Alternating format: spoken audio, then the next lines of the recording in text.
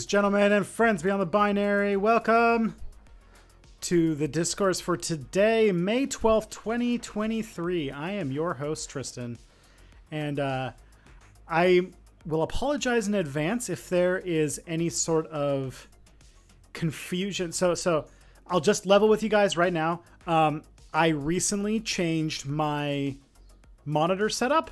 My monitor died last week. Or one of my monitors died last week, so I decided to replace it, and I ended up replacing it with a 2-pack of monitors from Costco. So I now have 3 monitors, and I'm trying to sort of get a streaming setup that I like going. And so things are in different places, and everything has, I don't know, everything needs to be sort of fiddled with to make it all work right. So if anything is weird, just know that it's probably because of that. Alrighty. That being said, let's have a chat. My name is Tristan, and I am the host of the of the YouTube channel Step Back, which you can find at stepbackhistory.com. And I'm also the co-host of the podcast It's Probably Not Aliens, which is found at probsnotaliens.com, which is a podcast about pseudo-history and pseudo-archaeology and ancient aliens and all that kind of stuff. And Step Back is, I guess, a video about history and why you need to understand the past to understand the issues of today. I stream on Fridays at noon, which is now. And my work can be supported at nebula.tv/stepback, where if you sign up for Nebula using that link, I get a little bit of your subscription, but also, the videos show up early. They don't have ads. They tend to be, what's it called? They have higher watch time stuff, but also you get to support not just me, but also all of the other creators on the network, and you get a lot of cool free content. If you want to support me specifically, you can go to patreon.com/stepbackhistory, sign up for as little as $1 a month. You still get ad-free videos. You still get them early. They're just me, not everybody on the network. And if you have Amazon Prime, you get 1 free Twitch Prime subscription. And if you sign up with that, then for no extra cost to you, just baked into your Amazon Prime membership, I get a few dollars of kickback. And if you do have a few dollars you want to spend, things like Super Chats, oh my God, what is wrong with my mouth today? Super Chats, bits, and Twitch subscriptions are all very helpful. I will, so there you go.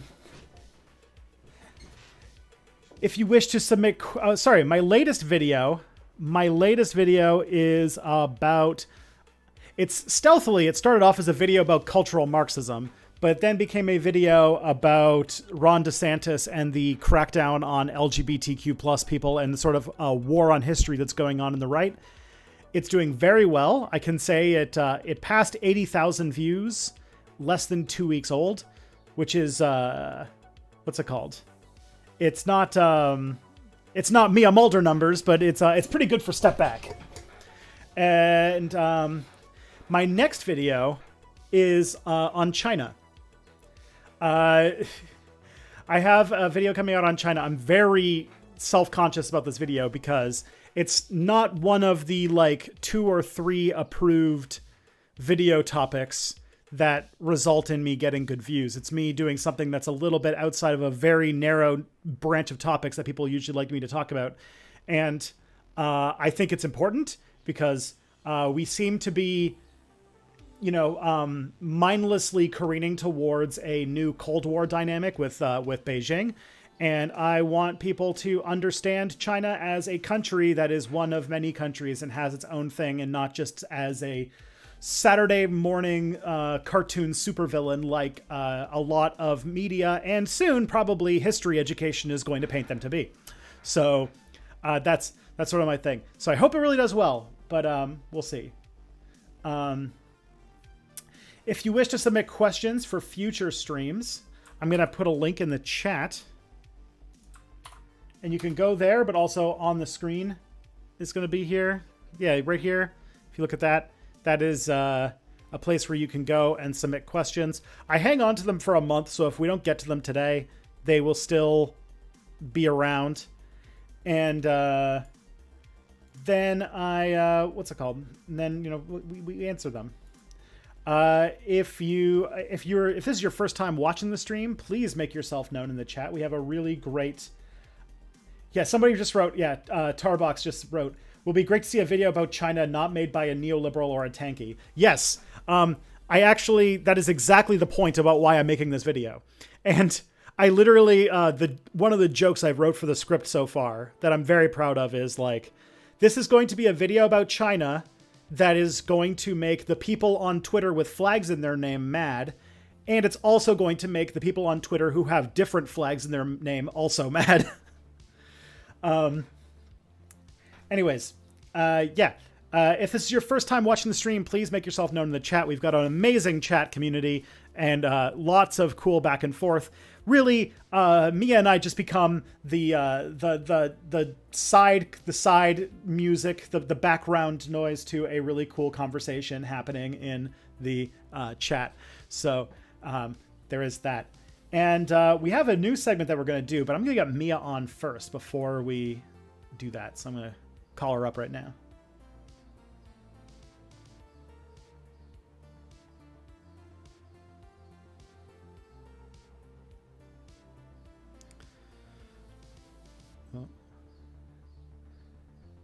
It's connecting. There's a little man running across the Atlantic Ocean with the cable right now. So I can see you. I cannot hear you. How about now? Yes. Mia looks, just before you guys know, Mia seems to be going for 18th century buccaneer as a sort of style for today. So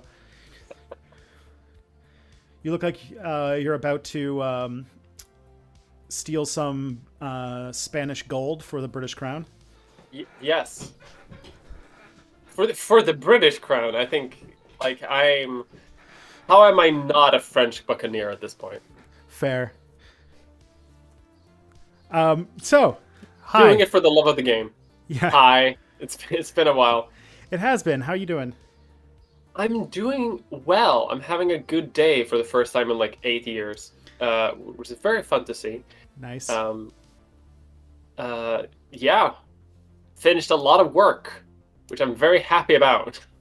Sweet. I love it when I finish off like a massive work project. So I'm very happy about it. It's a good feeling, especially on a Friday. I know. I got pizza. Nice. I got a cold one. Actually, this is the cold one because I've had 2 cold ones. Nice. So I'm living life. Sweet. How are you doing?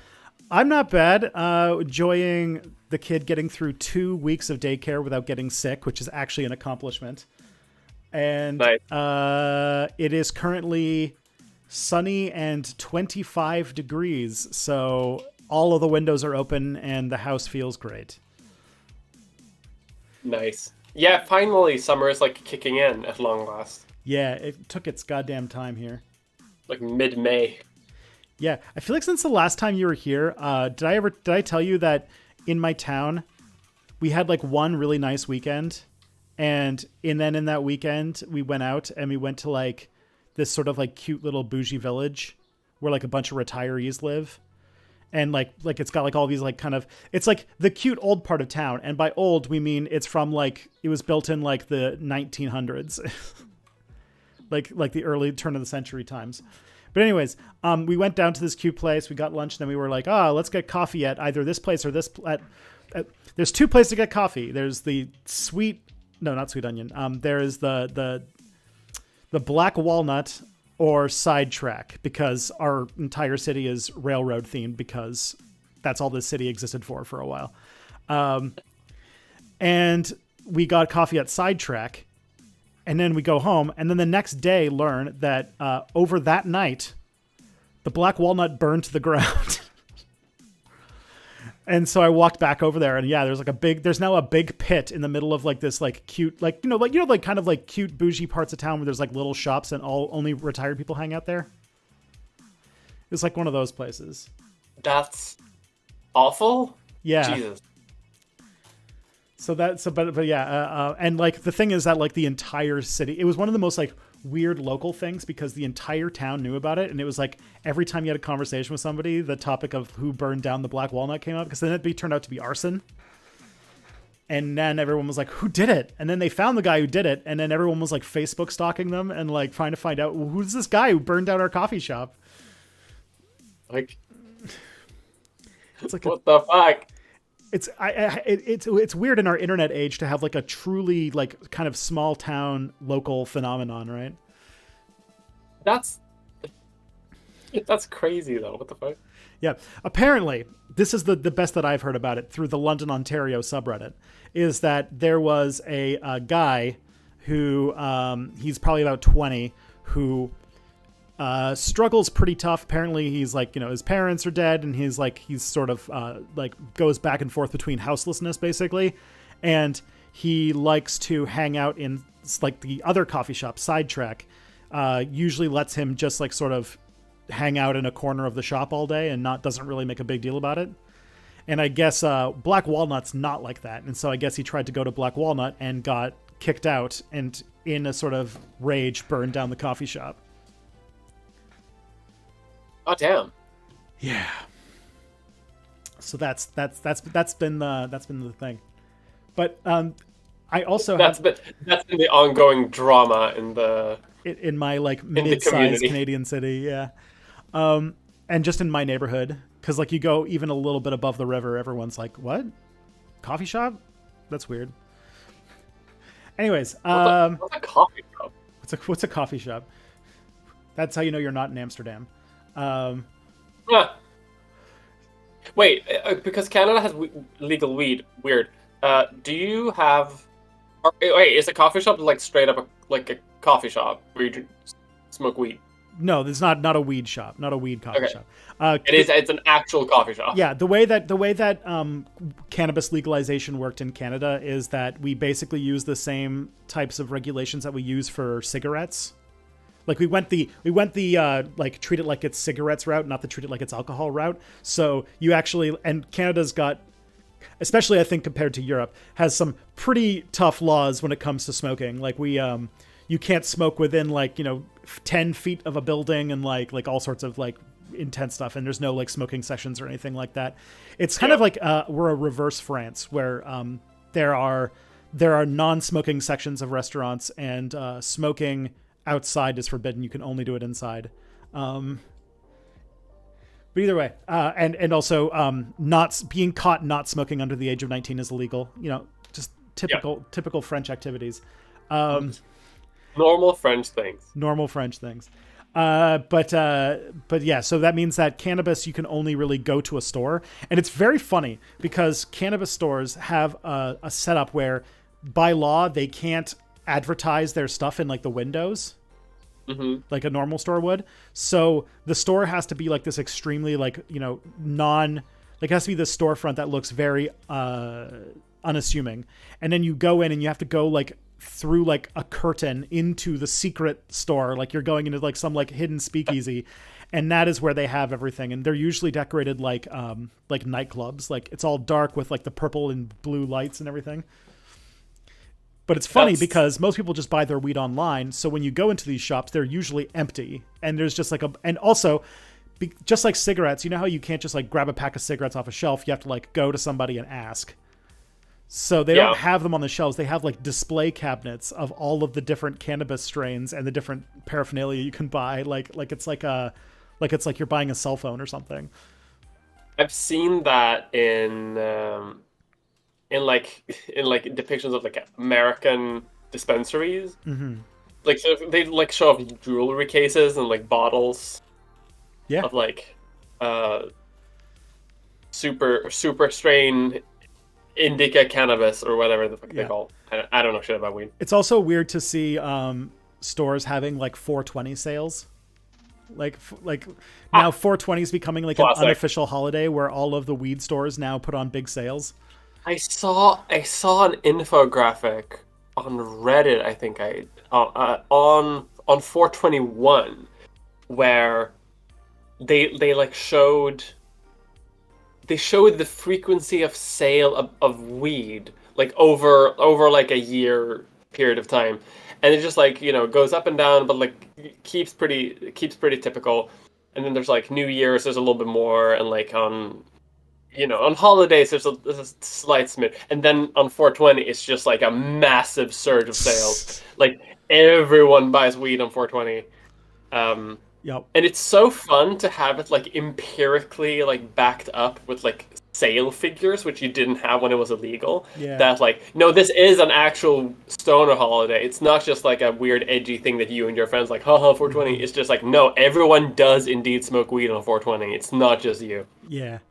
Another thing too is you know how I think I might have told you this in the last time you were on the stream, but I'll make sure. You know how like I don't know if maybe Europe is too good for this kind of thing, but like if you go to like a Little Caesars Pizza, which is a really shitty chain of pizza restaurants in Canada and the US, that they typically take like their lowest paid employee and make them stand outside with a sign to like get people to like come inside, like oh yeah, $5 pizzas. The weed stores do that now because they can't advertise on the front. They get like a guy to be outside being like, cheap like weed, $6.99 something. Yeah, they don't do that here. Yeah. Thankfully, they don't do that here. Yeah, I feel like Europe's got a bit more dignity when it comes to their capitalism. They like to... Yeah, we like to outsource it to immigrants. European capitalism is like they're almost embarrassed to be capitalist. They're like, this is kind of embarrassing, so we're just going to do Davos and pretend that capitalism is good for climate change or something. And like...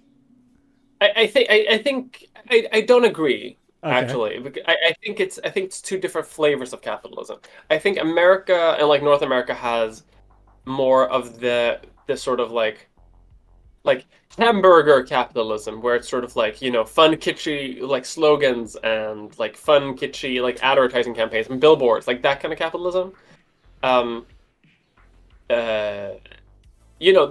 fun capitalism. Mm-hmm. Whereas Europe, I think, has the cold mechanical precision of like a wealth extracting machine. So like if you enter any financial district of any European city, you will see like armies of like financial clones walking around with their suitcases and briefcases on their way to like their massive skyscrapers where they extract billions of dollars of wealth out of like the Congo or some shit. There's just a giant board game in the center of this place, and they're all just placing their cubes down to try and extract the world's wealth out. Yeah. Kind of, yeah. Like it hasn't really changed since like colonial eras when we did that as a war game. Now we just do it as a points game, yeah. And every time someone wins, they buy up more square kilometers of like some African nation to mine zinc out of. Yeah, every European banker gets 1 action point per day, and they have to put it down on which action they wish to do to extract resources from the planet. Yeah, I actually think. I was trying to think. Yeah, I guess there's just the remnants of the fact that Europe was just once a place where like the wealth of the entire planet just sort of funneled its way into this one continent for like 200 or 300 years. Still is. Yeah. Like this is like that's neocolonialism, isn't it? Yeah. Still is. That's one of the funniest things that I think that like that's the awful sentence to say. One of the funniest things that the war in Ukraine has sparked. But like the more recent like geopolitical sort of like debates. Mm-hmm. There's this idea that sort of like the Western world is no longer like the center of wealth anymore. Like China has taken over like much of manufacturing, and like we live in a multipolar world, and like Europe is more on par with the rest of the world now, or like Europe and the US. Just like no, because like if you look at like where the money is going, it's like half of it is going into London still. Like there's a reason why the most billionaires in the world and like the biggest corporations are all European and American still. Yep.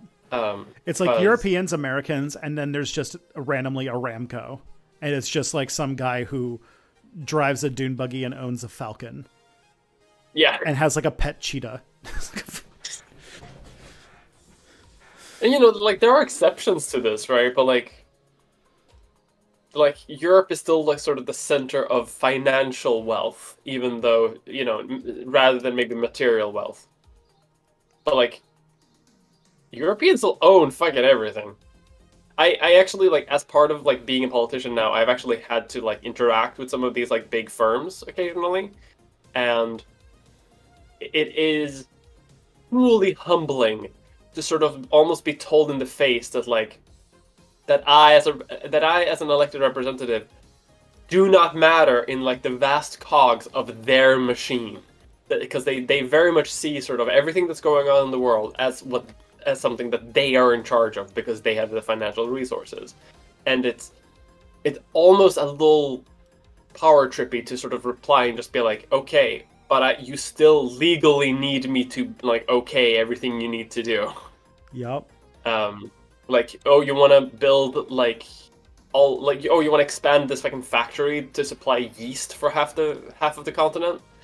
Like, okay, but you need me to rubber stamp it though. Mm-hmm. Bitch. No pickled herring futures for you. Well, they still get it because it's still. Unfortunately, I did still rubber stamp it. Ah.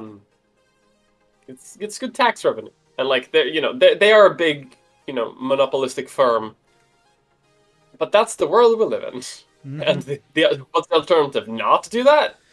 Yeah, I mean, for the economy.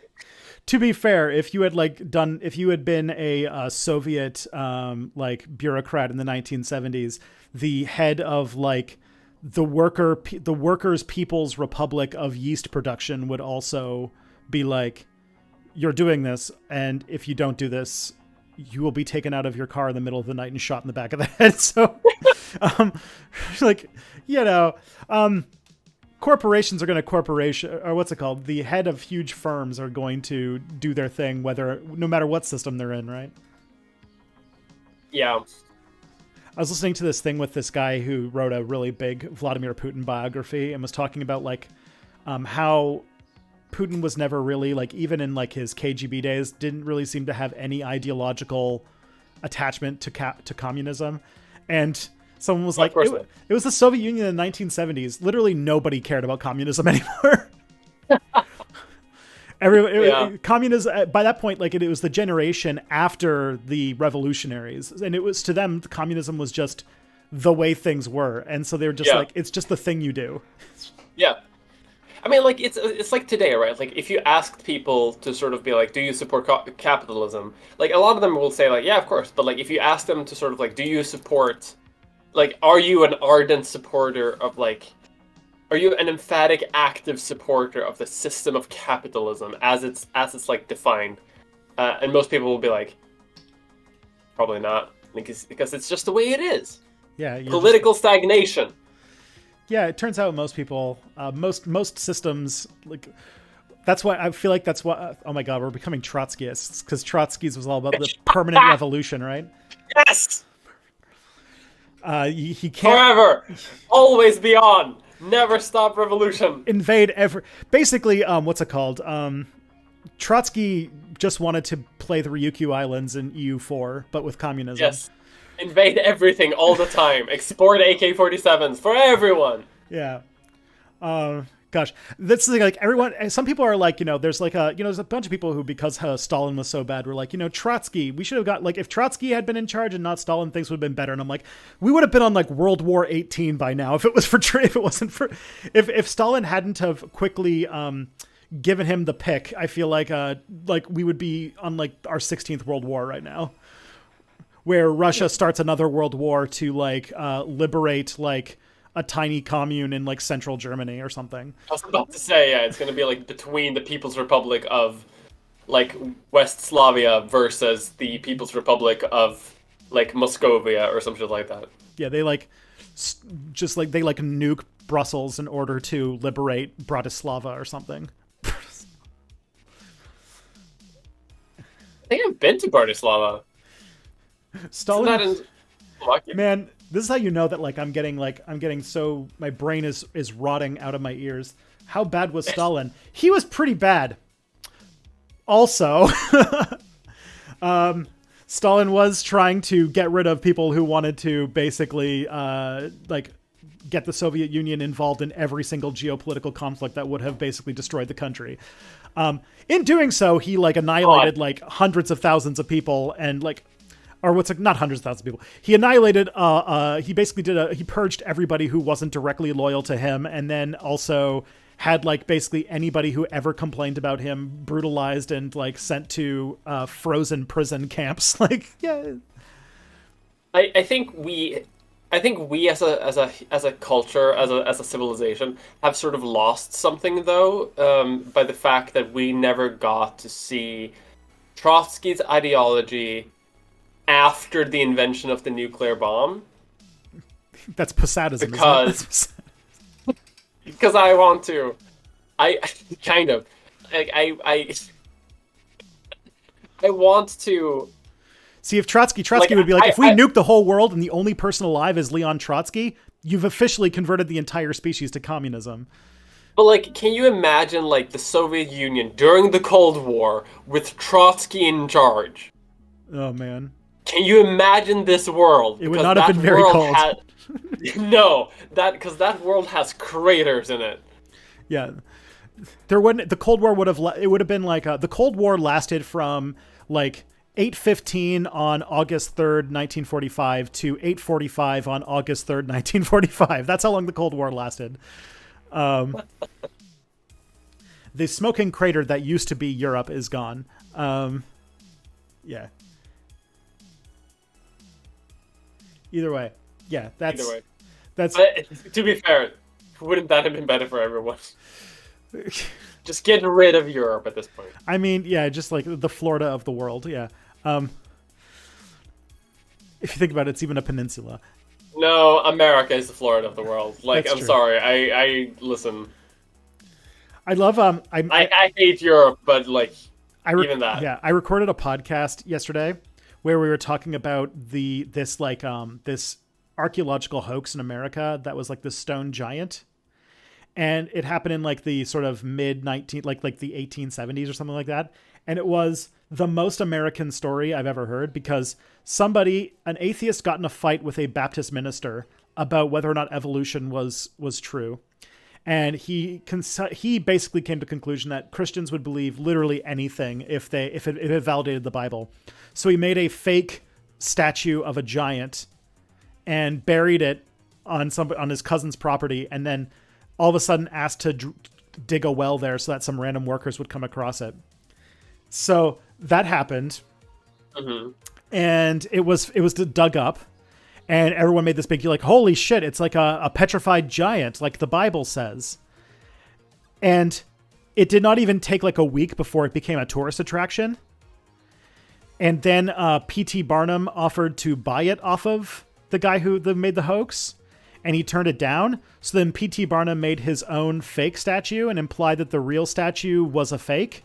And the guy sued him over that. And I was just this is It's like a crescendo of the most American things happening back and forth, happening back to back. It was great. Absolutely based. Yeah. Okay.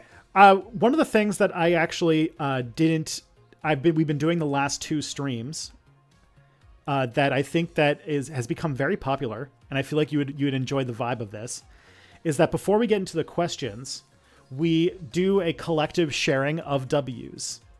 So people in the chat, tell us your wins, the good things that have been going on. Share us. Let us all dwell in each other's victories.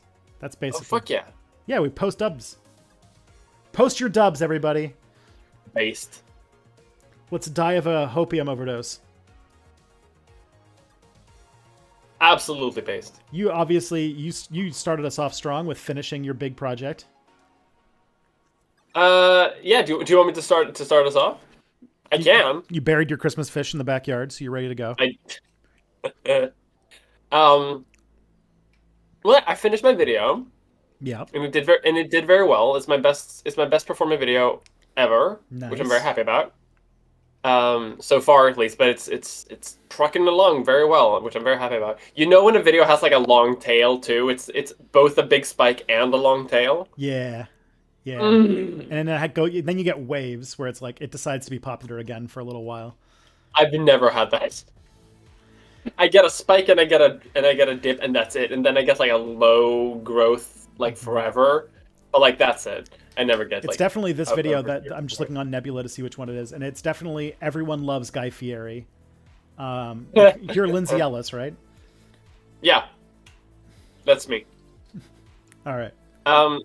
And the main reason why I'm like in a great mood is because I'm in the middle of cleaning my apartment.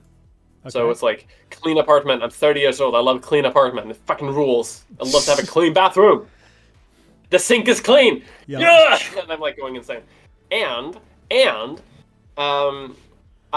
we've recently like finished a major political project in the municipality. So for like the last 2 months, basically, we've had this this elder care company that like is a subsidiary of the municipality, and they recently got caught like cheating. Like old people weren't getting their health care, and they were like reporting going to people even though they didn't actually do anything, and everything sucks. And like it's a horrible situation. So what my party did was like, okay, cool, shut it down, shut it all down, and let's just run it ourselves. Like why are we leasing it out to like a municipally owned company when we can just do it ourselves? So it's been like 2 months of intense research and writing proposals and writing questions, like doing lobbying and like getting in the media and shit. And now it's done. It's gonna get voted down in like a month anyway, because like opposition. But we finished all the work at least, so I'm very happy about that. Nice. Gosh, the job of a politician to like do a ton of work to propose a project to then just have like no. God, geez. Yep. None of them will pass. But I know this for a fact that none of them will pass because we don't have support. But my guess is that you can also sit on it, and then if you guys ever do find yourself in power, you can just dig it up and. Yeah, the point of it is more to sort of like demonstrate to the electorate that like we have solutions, and the people in charge don't want to do them, so maybe you should vote for us instead, and then we can do those things. Mm-hmm. And then when we are in power, then we can just take like every proposition that we did the last mandate period and just be like, cool, we're doing this now. Sweet. But I am part of a small party, so unfortunately, I'm gonna have to bully 2 other political parties to agree with these ideas too. But so far, so good actually. So I'm happy about that. Just use your tall girl energy and bully them into submission. Just like come in dressed up like Lady Dimitrescu. Yeah, and just pronounced Dimitrescu. Oh, okay. I've literally never played a single Resident Evil game ever in my life, so I could not even begin. It had tall vampire lady, Big Booba. How have you not played it? I haven't. That's the only one I've played because of Lady Dimitrescu. I also don't have a console, so. That's fair. You can play it on PC. I could, but then I could also just play Slay the Spire, which I got for free for like the 18th time. Oh, Slay the Spire is so fucking good. I was like, Slay the Spire looks really good, and then somebody DM'd me on Twitter and was like, I got one of these sitting around from a Humble Bundle here, you can just have it. And I'm like, oh my god. But then I have since, like all good games, bought it like at least 3 more times. What? Where? I bought it for Android. Oh yeah, okay. I bought it for the Switch. Fair. And I bought I kickstarted the board game. Okay, but that's all fair. I actually support that. Yeah, there was a time where I had to spend a lot of time in my living room because I had a baby, and so I was like, I want to play Slay the Spire on my Switch right now, or on my phone. Okay. Fair. Chat, we need some dubs. Who's got dubs here? Somebody said that what are your dubs, Tristan? My dubs is that I struggled for like a year to find a way to turn my research into a actual linear thing, because I always got really thrown off by like my brain entirely works in checklists. and linear progression and stuff like that. And so the research process of videos was always a nightmare for me because it's not linear. You can't just do one thing after the other. But I kind of came on an epiphany and figured it out yesterday, and I feel very good about it. Nice. Which I'll elaborate in more detail once I actually get it written out formally. But it is a process of basically hoovering up a bunch of texts, sifting through them, and then determining how much of them I need to read. So I feel like as a fellow researcher and person who works under a time crunch for said research, it probably pisses you off more than anything when you've like gotten yourself 130 pages into a book and then realize that this is not going to be useful for what you need to use, and you just wasted like a day of your work. Yep. Especially when, like, you know, when you work on videos like ours, you maybe have 5 days to do all the research. Yeah. So like if you fuck up a day, yeah. Whoops. That's part of the research project, unfortunately. Mm-hmm. Yeah. Okay. So let's see. Somebody said they're getting a new 8-string guitar. That's boss. Love it. Cool. This is a bit different, but I did have a 5-string bass guitar when I was a teenager, and I loved it. I love. I don't know.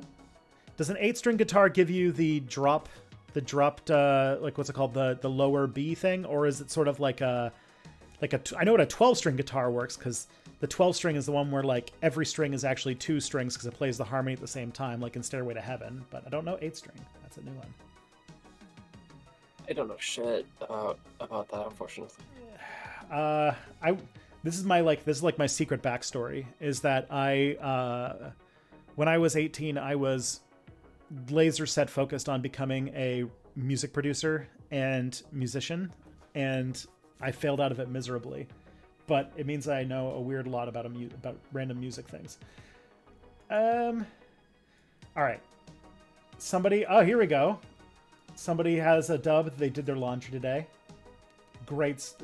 What's it called? Great. Hard agree. I've been in places where doing laundry is a task.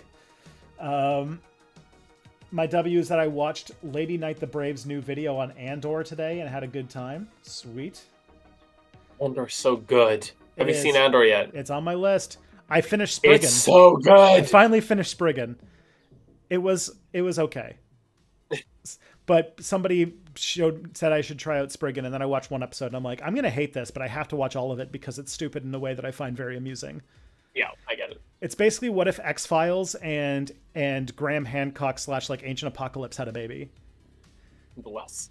It's like literally it's an anime about that has like a sort of Monster of the Week type format, but all of the Monster of the Weeks are like artifacts from an ancient hyper advanced civilization. So like one episode they go and find Noah's Ark, and like one episode they like solve this like ancient Hindu curse, and like it's good. Oh, and the most funny one is that the main character of the show is in high school also, because you can't have an anime without the main character being a high-tech secret agent and also a high school student for some reason. Yeah. And wears a suit made of orichalcum. I think you might know what orichalcum is, kind of. Not really. I've heard a name. There's something stirs in my mind. Orichalcum is a alloy that was written about in like ancient Greece, and for a long time people didn't know what this alloy was. So people who got into like wackadoo stuff used to think that it was like some ancient hyper advanced super alloy. Oh yeah. So this guy's got like a hyper advanced super alloy suit, but orichalcum is like some sort of like alloy of like brass and zinc or something like that. Yeah. Because they found a boat of it in the ocean or in the Mediterranean that had a bunch on it, and they're like, oh, that's what it is. Okay. All right. Let's see. I liked the little cult Mia started in her last video. Oh yeah, the bull. The bull. Worship the bull. Mia's Love game bull. of Solentuna. I don't know what that means. That's my municipality. Ah, okay. That's where I live. You're playing Game of Thrones in your municipality. Dude, you would be surprised over how similar Game of Thrones is to actual municipal politics. I can't imagine what like big politics is like, because like mine is literally the smallest little politics you can do, Mm-hmm. and it's so fucking Game of Thronesy, like shit. I mean, your prime minister learned what happened when you lose the Game of Thrones in big politics. That's true. Let's see. Our current one is losing it right now. Oh no. Is your current prime minister going to end up committing suicide by being shot in the back of the head 6 times? Or is it not that kind of problem? Not that kind of problem, yeah. It's more like getting pissed on by Erdogan Ah, well. and Orban. I feel like if those two people are pissed off at you, you actually are doing something right. Yeah, but okay. The reason why they're pissed off at him is because he's not groveling hard enough. Oh, so he's like he's being a piss baby but failing at it. Yeah, Okay. that's the thing. So everyone hates him, which is very fun. If he was making a stand, but obviously no. Nah, That wouldn't fly. Unfortunately. Current European politics, no. With the It's all about right-wing extremism now, baby. Against the war in this economy. Oh, everyone here is pro war. Yeah, the CIA didn't blow up the Nord Stream pipeline for nothing. That They didn't blow up Nord Stream. It's not verified. It could have been Russia. Okay, but it's a There very America move. It is. It wouldn't be out of pocket. And besides, also you can blame the Norwegians because apparently they were involved. So They're always involved in some shit. they're always up to something. They're always up to some shit. You can trust them. Hide the shit in all their fjords.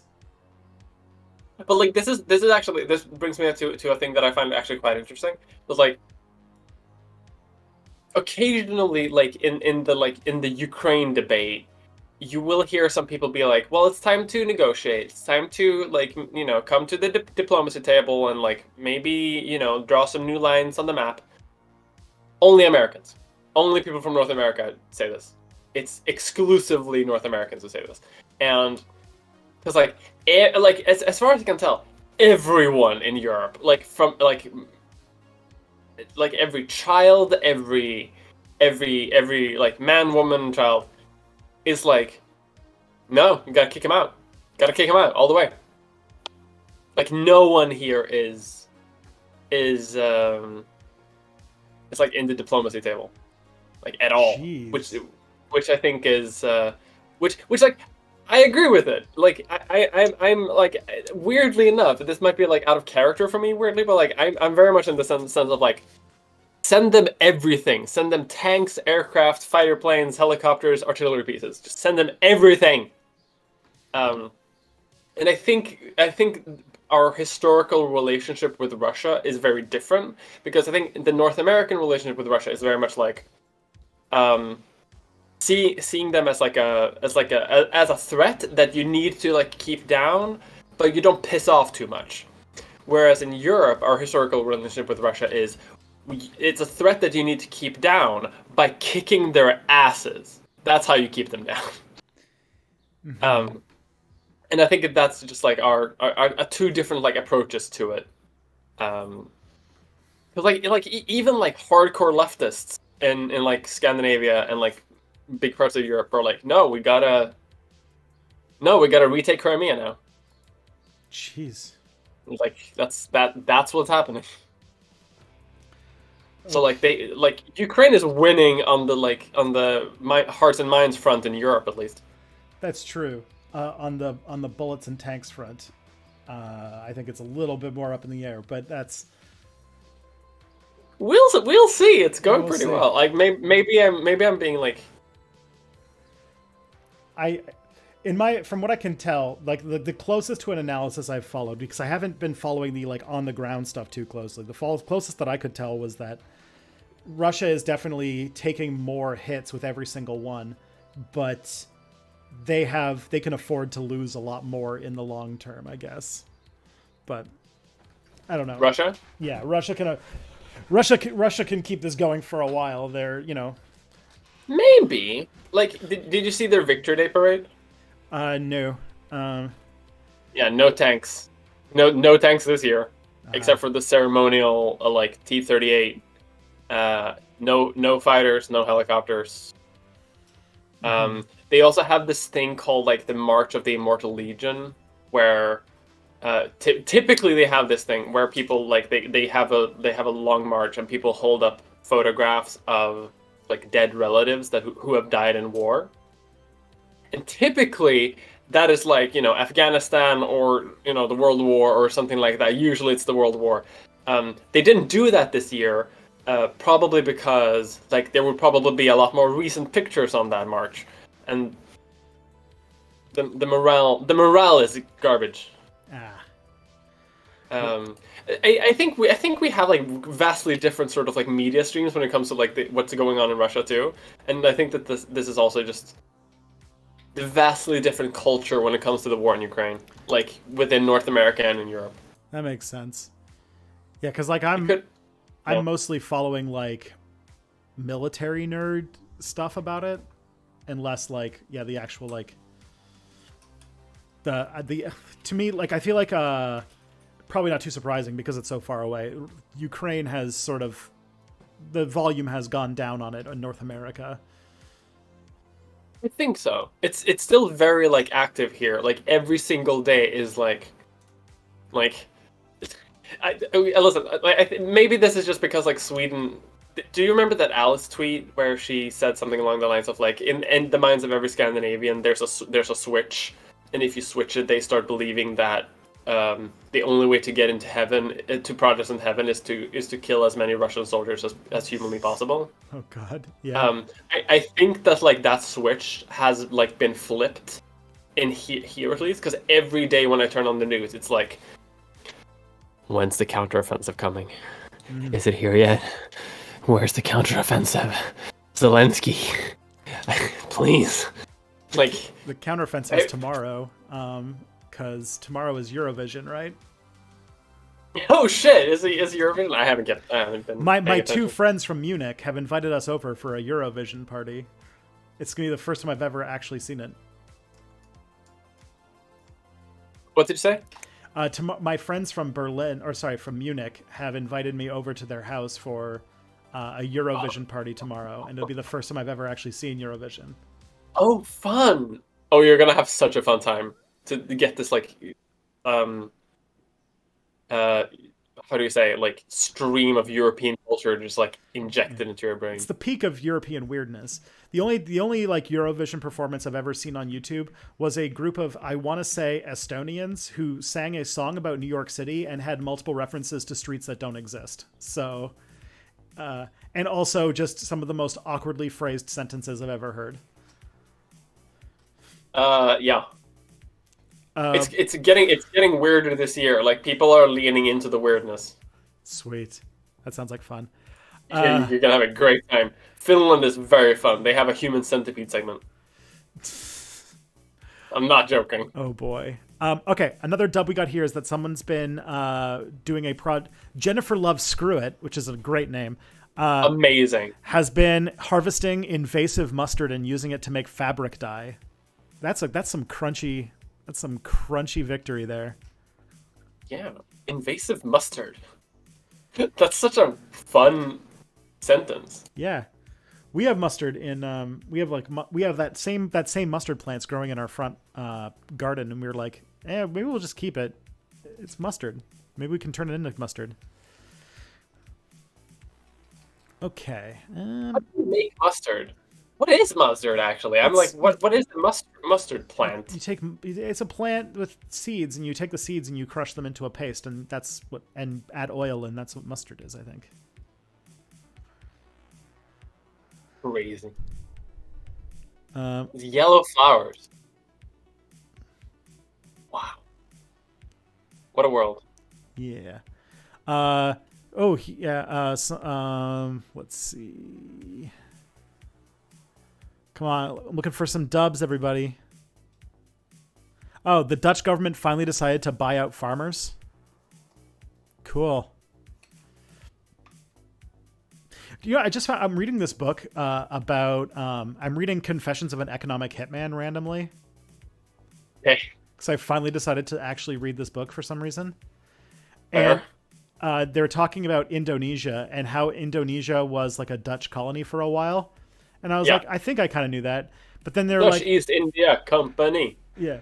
But then I found out that the Dutch did the most Dutch thing with it, and that Jakarta has canals dug through the city. And I was like, the Dutch can't. They actually can't help themselves. They have to build they have to build dikes and canals everywhere they go.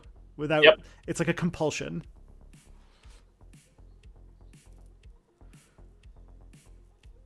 So yeah, Jakarta. So apparently Jakarta's like, they just did that, and I'm like, God damn it. Yeah, it's very fun actually.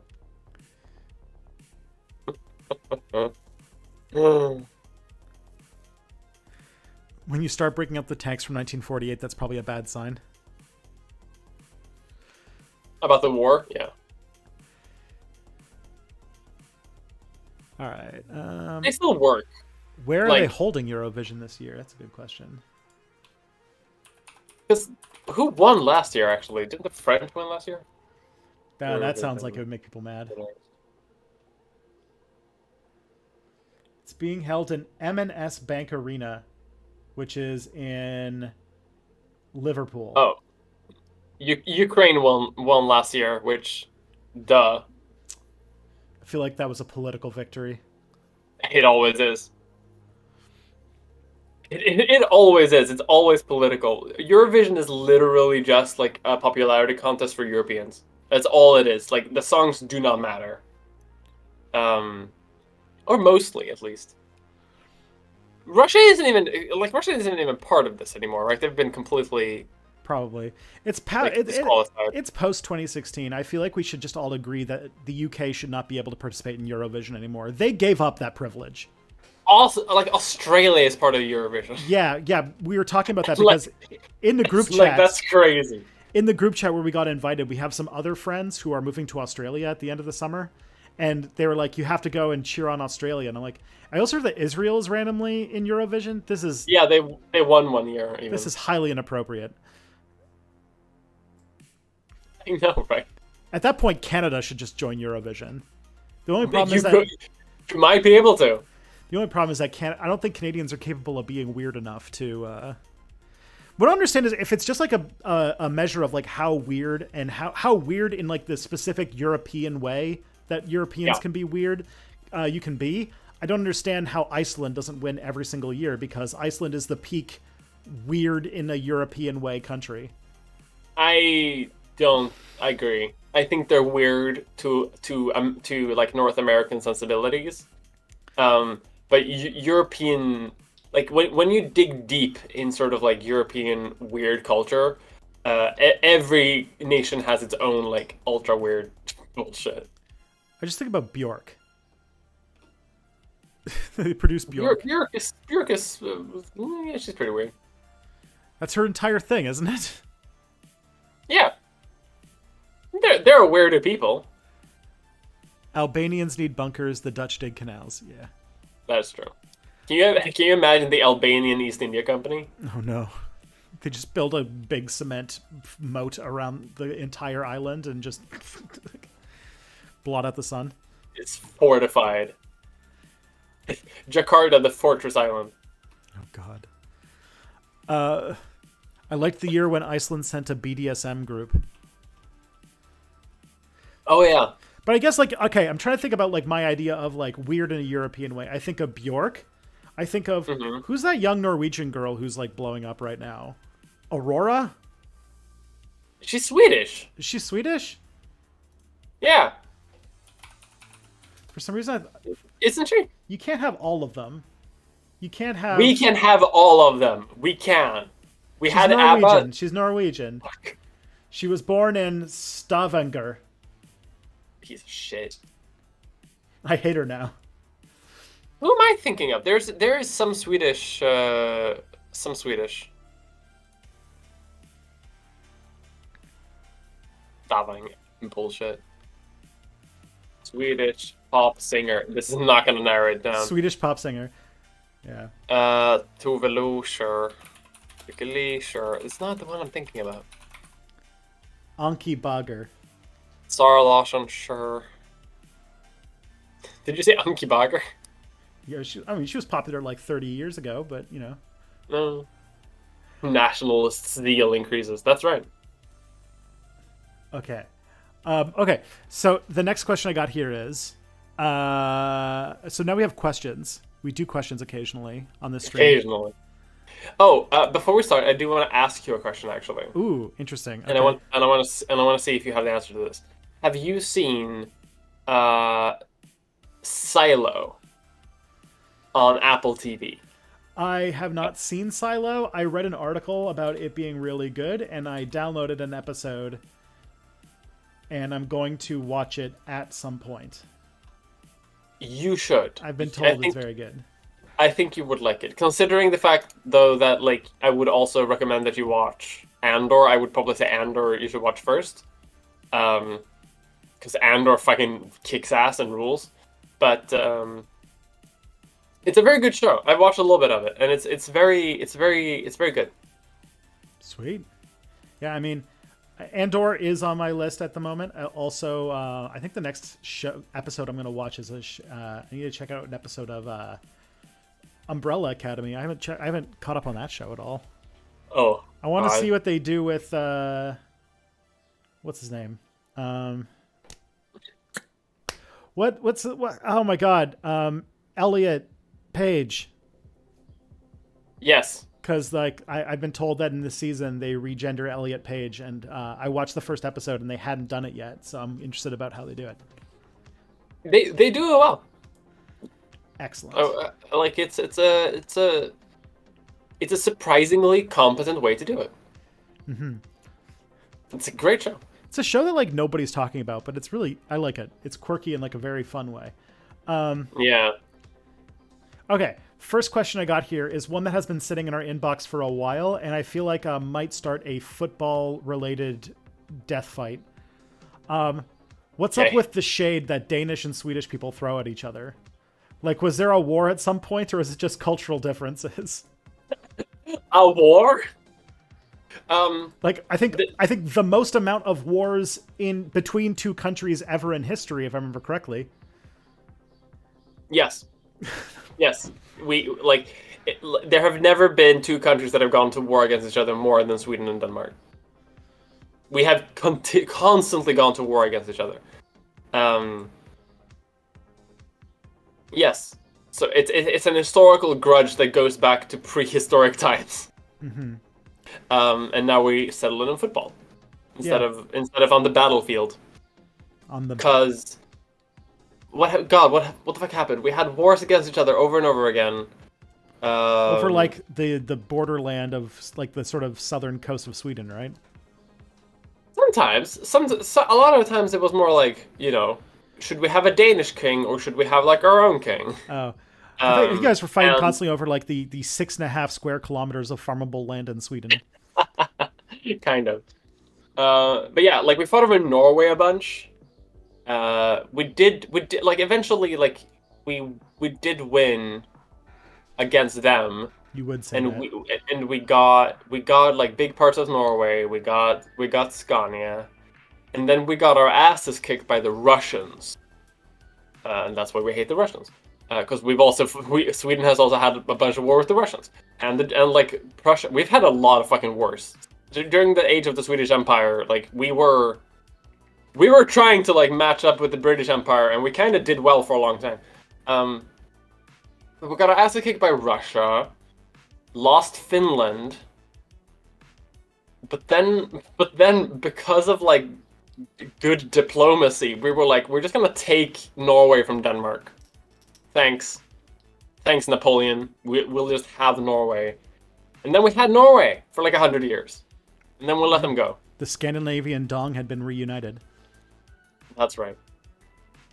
There's one day the Republic of the Dong will be united, and Finland, Norway, and Sweden will turn into the most phallic-shaped country of all time.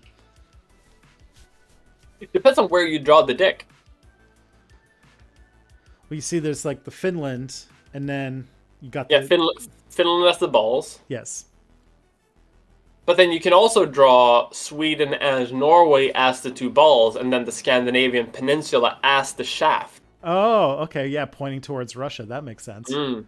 Yeah, so like there are multiple ways to do it. I guess as a young kid in Scandinavia and a history fan, you probably have learned all of the different ways that the map of Scandinavia can be turned into a penis. I actually saw this on Reddit the other day, because I always saw Finland as the balls, and like throughout my entire life. But then I saw a post on Reddit that showed me like the potential of another way. There's always another penis you can draw. Oh, it's always another penis. It's just a limit. The only limit is your creativity. Nature finds a way. Yeah. I actually What the fuck are we talking about? I don't know. I don't know. The weather's nice and our brains are like melting. We're enjoying the fact that like it's not dark anymore. Yeah, we're both from frozen countries, and the second the temperature goes above 20 degrees, our brains just start cooking alive. We're like those worms they found in Antarctica, where if they bring the temperature above 0, they melt. Yes. Okay, so this is a question from somebody with the very, very Scandinavian name of Cato Hildingson. Does Mia know... That sounds like Midwestern, actually. Like, there's a part of me that just, like, that sounds Scandinavian, but it sounds like the Scandinavians who left. Ah. The ones who were tricked by, like, the obvious scam ads they put up? Yeah. Okay. Does Mia know why / have an opinion on the Swedish healthcare being region-based / locked, and not just the same for the whole country? This reads like secret French propaganda. The French will find a way to centralize any and all things. Yeah, I do want to centralize this too. And that's the reason why it's like region-based. It's because so there are 3 subdivisions in Sweden, right? It's the state, all of it. And then there's regions that take care of like traffic, and they take care of healthcare, and they take care of like big things, like region things. And then there are municipalities that take care of local things like schools, libraries, local roads, maintenance, parks, housing, like those things, like the most local things. And that's where I am. And healthcare is on the regional level.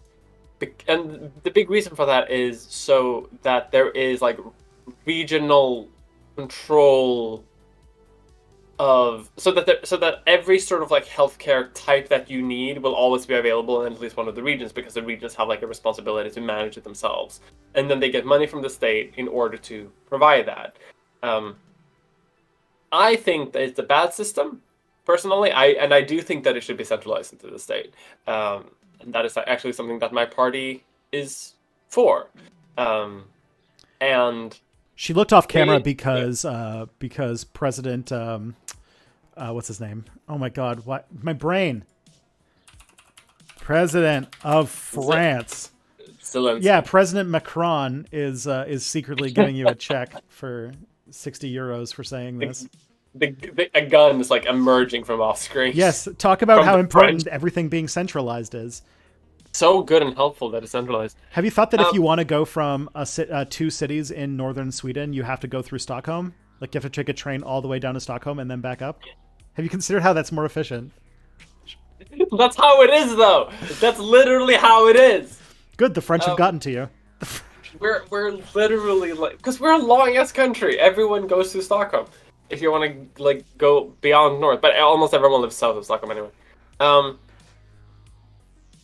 But I want to do that because the regions are sometimes not as good as other regions, and that means that your healthcare will depend a little bit on where you live, which I think is very unfortunate. The problem with having a state focus is the fact that our government tends to be very Stockholm-centric and city-centric.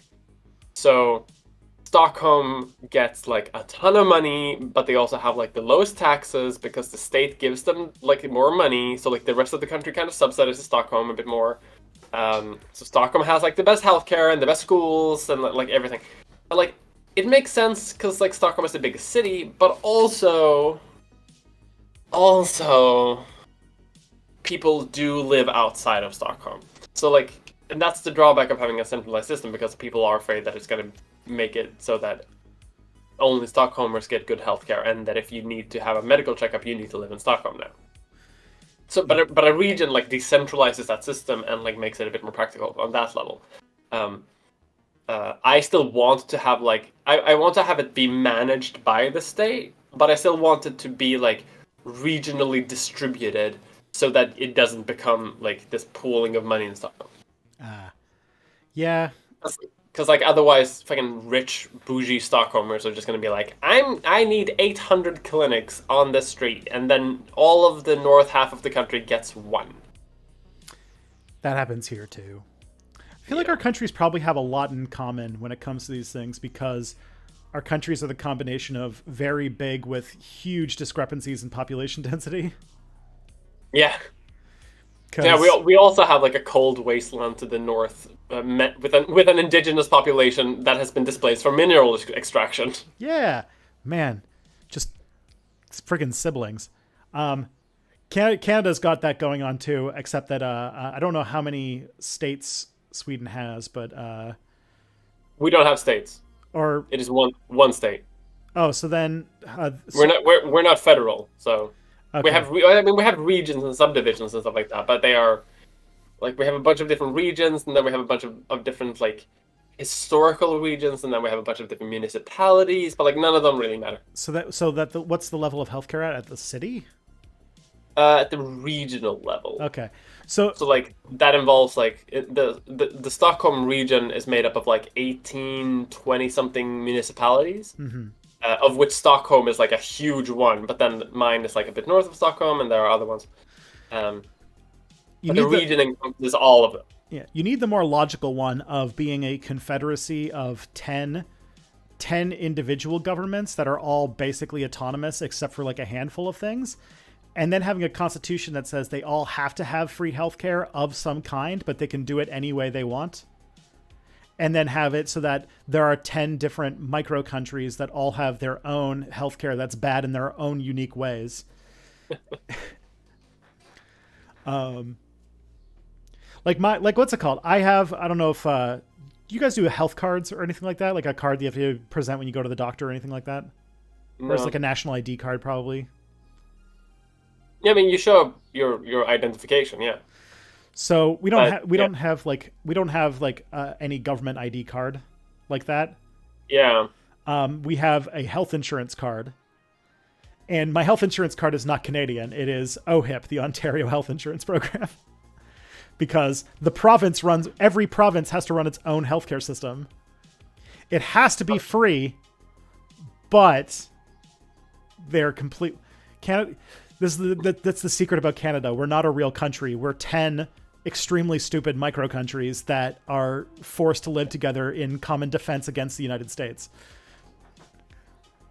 Right. And we all get mad at Justin Trudeau, despite the fact that he has almost no power over anything domestic. He's almost purely a foreign policy person. That's actually very funny. And that means that we end up with weird stuff, like we have premiers, which are sort of the name for our heads of our provinces, who do like foreign diplomatic missions and stuff like that. Like the premier of Ontario goes to other countries to negotiate trade deals and stuff. That's weird, though. Yeah. I think that's so weird. It's like when Ron DeSantis met the Prime Minister of Japan. He's just like, you can do that? You're not supposed to do that. We had. Can I meet with Zelensky? Like, the most funny one is that we the leader the premier of Quebec used to be named. Her name was Pauline Marois, and she one time tried to. Sounds like a fake name. It's a French Canadian name. We used to call her Queen Pauline because she really hated English universities and tried to basically cut all their funding. Anyways. Oh no! Mia, your camera! Oh no! Hold on. Mia, you've turned into rotating squares. No. I hate it when that happens. Okay, we're back. Okay. There's these really funny things where Pauline Marois went on a foreign policy visit to the UK and tried to get some like photos of her with Nicola Sturgeon to try and like get some of that, like, you know, look, Scotland's gonna do it. Why don't we do it too? Oh, that's fun. And Nicola Sturgeon apparently was like not having any of it, and she like refused to be in any pictures with Pauline Marois. Ah, come on. But like, I would do that. I would do that too, honestly. I have a joke that I want to like create a People's Republic of my municipality, and like secede, which is a joke, by the way. Like it's like it is a joke for legal reasons. It's a joke. For legal reasons, it is a joke, unless and it's something that I like. If I somehow met like a based independence movement somewhere in the world, and I could take pictures, I would in a heartbeat. Oh, just go to Valencia. I'm sure there's some somewhere there. Sure, but you gotta find like a random island that has some like old castle on it, and then buy the castle and the island for like $20, and then just get some solar panels and a Starlink internet connection, and you're good. That's legitimately something that I would like to do. If I didn't have such things to contend with as like needing an income and having to maintain friends and relationships. But if I didn't have to do those things, I would do that. So you have to get independently wealthy enough that you can fly your friends to your island, and that you can like take your speedboat to go get groceries every day, and you have to go through a border check. What you do is you break off, but then you join the European Union. And you can hang out with you can go like what's it called when you go to EU Parliament, you can go hang out with the MPs from Andorra and Liechtenstein and Luxembourg, and have a vibe with them. Castle-based micronations. Yeah. See, that's why micronations don't work. You need to have a castle. That's how you do it. That's how San Marino exists. Yeah. San Marino is just a guy. It's just this one person. His name's San Marino. Yeah. Wherever he is, he's his own country. Yeah, but he has a castle, so. Yeah. He has like he built his castle into like a Gundam, so his like castle walks around Europe. Like a Warhammer 40k, like Titan. Yeah, exactly. He's fused inside of it. His consciousness is one with the castle. Mm-hmm. He's like 7,000 years old. His name is San Marino. He's an ancient Italian man. I love those weird European micro countries that just exist through some weird historical coincidence. Oh, but isn't like do you know why San Marino exists? No. Like as a country within Italy. So, during the Italian independence movement, I think like I might be wrong about this if I remember incorrectly, but it might be like 80% correct. So during the Italian unification movement, this guy Garibaldi and his like bunch of red shirts who sailed to Sicily and just like pulled up a bunch of dudes and was like, let's make a country. He was a Republican, but he was like, we have one chance to make one country, and if we join with this kingdom. And he's like, okay, let's do that. And he got a bunch of people with him. They got into a couple of scraps occasionally, and one of these like multiple Italian kingdoms that were still like independent nations at the time was San Marino, and they needed a place to stay, to like heal up and recover and like be safe from everyone else, and long rest, recover their spell slots, Yeah, kind of. And so they took them in, and in exchange they were like, cool, okay, then like you can join if you want to, but if you don't want to, that's okay. Like they were like off the bad list of like they were like off the target list, because they were going around being like you join or else, except for San Marino because they were helpful, and then San Marino were just like, no, I don't want to, and then they just weren't, and then everyone just respected that forever, and they're still independent. Yeah. First ever country in the world where, in Europe maybe, where they had a democratically elected communist government, by the way. That's beautiful. After the Second World War. I mean, Italy tried, but the CIA wasn't having any of it. Yeah. Yeah, they were, what's it called? They were fought by fierce opposition by the Italian political party of the Central Intelligence Agency. I gotta Google this to see if I have like the right information. San Marino. Because now I'm like curious. The next question we got here has to do with Turkey. See, we're going through all the questions that have been that people have been asking of you that have been sitting in the back burner for a bit. All right, if Erdogan loses the Turkish elections, how would that affect Sweden's opinion to join NATO? Depends on who the next guy is. The it all resurrected depends on who the corpse next guy is. of Mustafa Ataturk. It depends on like how much do they hate the Kurds. If they hate the Kurds a lot, it's going to be difficult. If they like the Kurds, it might be easy. Welcome to new Turkish President Abdullah Öcalan. Absolutely based. Spicy choice by the Turkish people. We are manifesting Turkish President Abdullah Öcalan. So the first, what's it called? You know how like Ataturk like single-handedly popularized the fez amongst like the Turkish intelligentsia? Yeah. Abdullah Öcalan will do the same with sweaters. Like just Turks will just all wear sweaters. God fucking hell. Like this sorry, the image of Öcalan winning and becoming president of Turkey. He could literally like, he literally has a better chance of being it. president of any other country on earth except Turkey. Yeah. Oh God. Do it. But yeah, that's what it matters. Like if they have weird demands on like Sweden, like deporting a bunch of Kurdish people to be tortured in Kurdish jails, that's gonna be difficult because the current government is bowing, but only within the law. They're not breaking the law yet, in order to like abide by the demands of Turkey.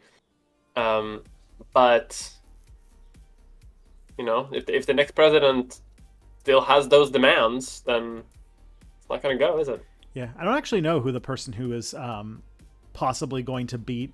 I think it's this weekend, isn't it? The election in Turkey. Yeah, one of them dropped out because they're trying to sort of unify support behind the main opposition guy. If I remember correctly, it's like a sort of coalition of a bunch of people. Yeah, basically they're all unified by not liking Erdogan. Kamal Kish, blah, blah, blah. His name is Kamal, and his last name is a lot of letters. Oh yeah, and the polls are in his favor. I'm gonna love all of the American news reporters that have to say this name on a regular basis. I'll just post it in chat. Yeah, that's gonna be a tough one. So I know that I with no dot is like a k, like so it's like it's Kılıçdaroğlu. Oh, he's a Kemalist. He's just straight up a Kemalist. Ooh, that's great. Yeah. Oh yeah, he was elected deputy chairman of the Socialist International. Okay. Yeah. Social democracy, pro-Europeanism, center left. No, it's okay. That's better. Take it. Man, imagine how much it would take for Turkey to get back on the we want to join the EU train. I feel like they've fallen off that track quite a bit. Yeah, they're hell away from that. They were so close not long ago. Yeah, and then they did some airstrikes. Yeah. Weird. And they just but like if Erdogan is out, like Sweden is gonna fucking implode of happiness because like everyone here also hates fucking Erdogan, like for so many reasons. Well, like everyone on the right hates Erdogan because he's preventing people. He's preventing us to join NATO, and everyone on the left hates Erdogan because he's demanding Sweden deport Kurdish people. So everyone hates him. Oh my gosh, yes, somebody, Tarbuck said in the chat, perfect. That's exact. Kamal, shibbity bum bum dum dum dum. Yes. Oh, I have a new presidential candidate for Turkey. That guy. That guy, the guy who just belly dances in Turkish restaurants. What party is Erdogan even part of? Justice and Development. I'm very sad to report, though, that that song is Bulgarian. It's Bulgarian. It's not Turkish. But that man is the most Turkish person on earth. Yes, he is what happens if you overdose on turkesterone. Yeah, it makes sense that Erdogan is part of this party. National conservatism, conservative democracy, neo-Ottomanism. For everybody in the chat, you just have to spend way too much time on TikTok to understand what I'm talking about there. Dub. Yes. I know. Go on TikTok for like 40 minutes and you will find a man who just jiggles his belly to that song in Turkish restaurants. And then recently, oh man, his channel is really weird. Okay. Especially the most Kemal Kılıçdaroğlu. I can't pronounce that, but I wanted to give it like an honest try. We'll have to. I'm sure somebody will tell us how we're supposed to pronounce it if we actually have to learn it. Based Kamal is how I'm gonna pronounce it. Yeah, Daddy Kamal. Because he's Daddy Kamal. That's how I'm gonna pronounce it. Because he seems like he's leading in the polls. The last poll put Erdogan at 44%, and this guy at 49%. Yeah, which is like a pretty big difference. Yeah, I remember a few weeks ago people saying that there was a possibility he might actually win the first round, which doesn't happen all the time. Yeah, I'm really looking forward to it. He's like dominating every poll too. Like looking at polls, like he's ahead in each and every single one of them.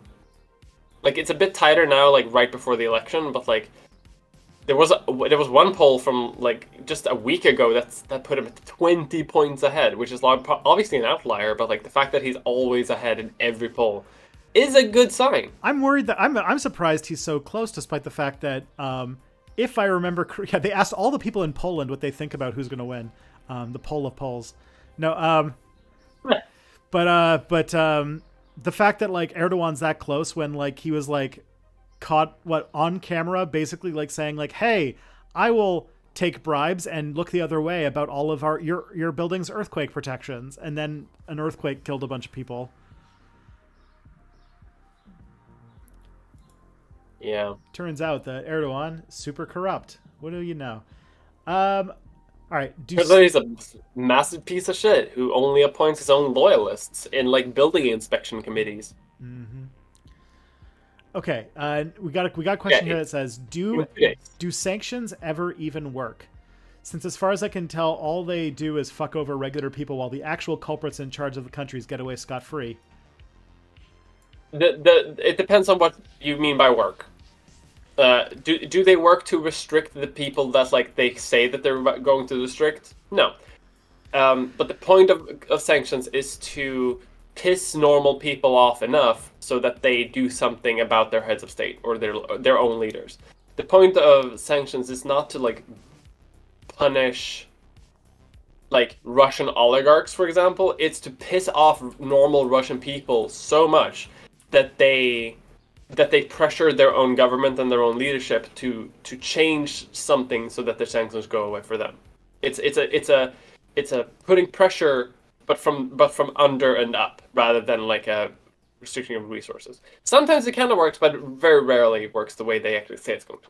But it works on that hidden meaning. Yeah, Madeleine Albright famously used it to kill 1 million Iraqis. Yeah. Right. Like it sucks that that's the way that it is, but like that's the tool of geopolitics. That's why they do it. Yeah, it does fuck over the poorest people in the country. Correct. Yeah. The better kind of sanctions and the kind of stuff that actually works is like the shit that was with Russia, where they just took all of the oligarchs' yachts if they ever like showed up in their country, and they're like, it's ours now. Bye bye. Yeah, like that's what you can do. You can expropriate property. Like that's better. Like take their apartments that they own in European cities and freeze assets and stuff. Yeah. Yeah, like that's the shit you should do. That actually hurts them. That pisses them off. All There's right. a lot of like oligarch. There's like there are occasionally like Russian oligarchs in Stockholm, right? Because like we're not that far away, and they own like a bunch of like fancy luxury apartments in downtown Stockholm. As far as I know, we haven't taken them. They're still there. They still come to visit, um, which is quite annoying. All right, let's see. In good faith, how is it that the U.S. and the world more generally is sliding into fascism? Isn't it clear that to everyone that it is? Have there not been enough examples in the world? Do people not care? No, they don't. The problem is that if you want the real answer that's going to like get me that's going to get me a TOS violation, I don't know if it would. But the reason is that the end of the what's it called, when fascism was defeated in Europe in the 40s, to most countries they didn't learn the central lesson of it. The Soviet Union was the only country that actually understood fascism for what it was, which is basically the end result of liberal capitalism. It is capitalism in its final form. It is Friesa's final form, but if Friesa was capitalism. So a lot of countries in the sort of wake of that did a bunch of sort of like like fascism in Italy and in Germany came out of the being racked through like not only the depression but like the sort of horrible shit that happened to like the German economy after World War I and like a bunch of like factors like that. And right now we're entering into another crisis of capitalism, and all of a sudden fascism's coming back as a response when like socialism shows up as an alternative. It often fascism usually shows up as a sort of radical anti-socialist thing. That's basically what it was. And liberals in like the 1920s and 30s tolerated it for so long because they feared socialism and like the threat of the Soviets more than they thought about these fascist movements. But then they looked the other way while it spilled over into the Sudetenland and into Austria and Czechoslovakia and eventually Poland and the rest of Europe. So I would say that the reason the thing is that it wasn't taken as the warning it was, that capitalism was the problem all along. Yeah. And that's been sort of the solution to right-wing extremism too, right? Like, has been to like moderate capitalism more and more to sort of like assuage a lot of the fears. Why not actually like abolishing it? Yeah. The problem is with fascism is that it's so hard to really put a nail onto because it looks so different in different national contexts. So you've noticed that a lot of people try to say that nothing is fascism because it isn't a 1930s German-based radical nationalist movement, when like it shows up in different places using different national pain points, different strategies, and different things. And that's sort of why like you can look at like a Donald Trump and a lot of people will be like, oh, that's not fascism because they're not doing like an explicitly anti-Semitic attempt to restore the nation after losing World War I. And it's like, well, no, because they're dealing with American shit, etc., etc.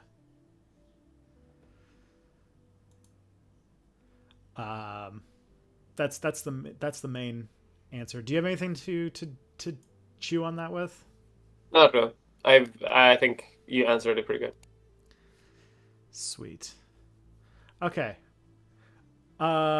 Interesting. I feel like this is very local, and I'm very curious about what this means. Mia, would you agree that Stockholm has goofy AHH bike lanes? I don't understand. Like, I don't get like that's a internet terminology that I honestly don't understand. Well, Like goofy AH. I don't know what does that mean. Goofy AF. I know what goofy AF means. But I am too old. yeah, I don't know. What does goofy mean? It means silly, dumb, or foolish.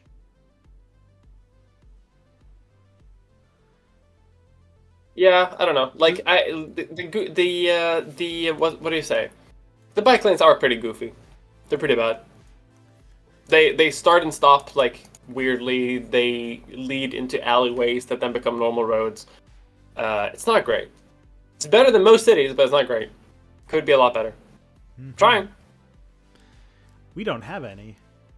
You just have to to ride with the cars and hope they don't run you over. Mm-hmm. And then you can go to the London, Ontario subreddit, where it's made up entirely of people who are talking about how much they want to run over cyclists. It's fun. Okay. Next question we got here is, with the almost like, this is from about a week ago, so the context has changed.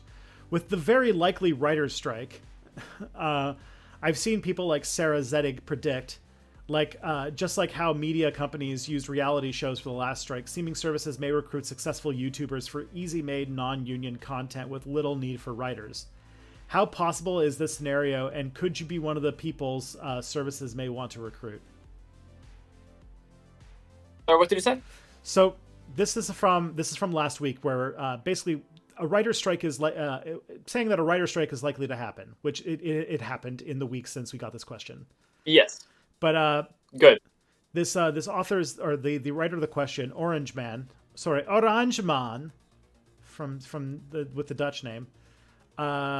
I've seen people like Sarah Zedig, who is pretty smart. She's a smart cookie. Predict that how media companies used reality shows during the last strike, which, if you remember the last one, that's when reality shows took over everything. Streaming services may recruit successful YouTubers for easy-made, non-union content with little need for writers. Probably. How possible is this scenario? Very likely. They were already kind of doing this beforehand. And could you be one of the people that these services may want to recruit? Absolutely not. We're way too political for that shit. Yeah. TV works by appealing to the lowest common denominator.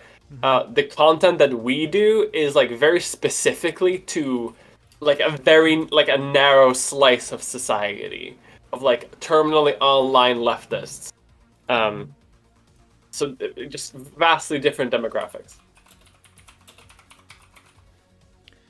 But couldn't you have so you don't think you'll get picked up for I'm just trying to, for Sista Veckan Ikval? Ikval. You're gonna need to type that. I can hear it's Swedish. But I unfortunately I can't decipher it. Can you read the whole question again? Because my head just shifted back and forth. Sure. Basically, with the writer's strike, there's Sarah Zedig predicted that streaming services might use successful YouTubers to make non-union content. Yeah. And basically, is that scenario likely? And would you be one of the people that they may want to recruit? Yeah. But then, sista veckan ikväll, what does that mean? It's supposed to, according to Google Translate, that's supposed to mean last week tonight. Yeah. But I don't understand the context of where it is. I was like, are they going to recruit you to make that show? Like Swedish last week tonight. Oh, Swedish. Oh, okay. Oh, now I understand. No. They did. There is a Swedish last week tonight, and it sucks. It's just garbage. Because American audiences laugh at very specific things that lends itself to certain formats. Swedish culture does not. So you can if you put North American culture laughs. Swedish culture does not. No, does not. So you can make a really good joke and people will just be very funny. I love. Yes. Quite amusing.